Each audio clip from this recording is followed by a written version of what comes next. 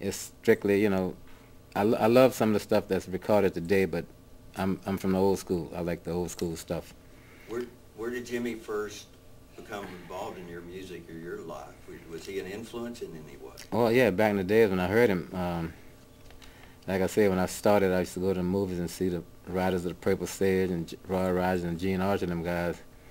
But they had this country station that would play like Hank Williams and all, and I'd hear Jimmy Rogers and all the other guys. And I was fascinated about the music, about being able to yodel. I'd come out that movie, and I was that cowboy or whatever, you know. I'd come out and yodel, and I had a mop stick named Kimosabe. That was my horse. Did you?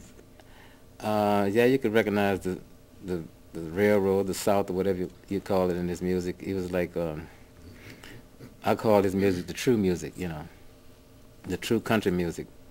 And if you hear me sing now, you can hear some of that in, you know, just regular songs that I sing. I do like, not actually a yodel, but go from one octave to the other, to another octave, you know. And that's where I got it from, really. You know, I never knew what he looked like or anything. I just heard the records, you know, and I just liked his voice. I would try to imitate him, you know. I felt like his voice was my voice at the time, you know, when I'd sing along with him, you know. I try to, the same thing I did with Sam Cooke and, you know, Nat King Cole. I was these cats when I was singing their songs, you know. Well, it's, I heard, I think B.B. King say that that country music was like the blues with a twang.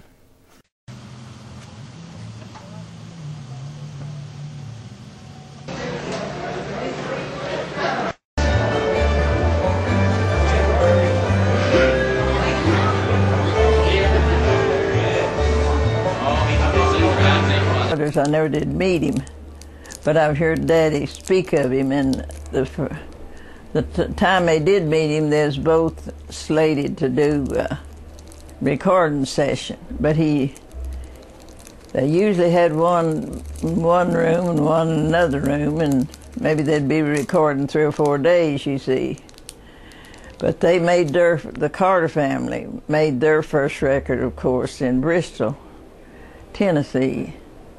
And they didn't know really what it was all about, except they'd been going to schools in different places, singing in churches, and this article come out in the paper.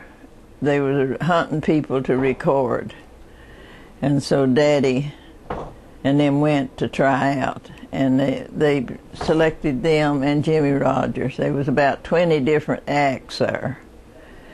They selected them too. It was really quite exciting. I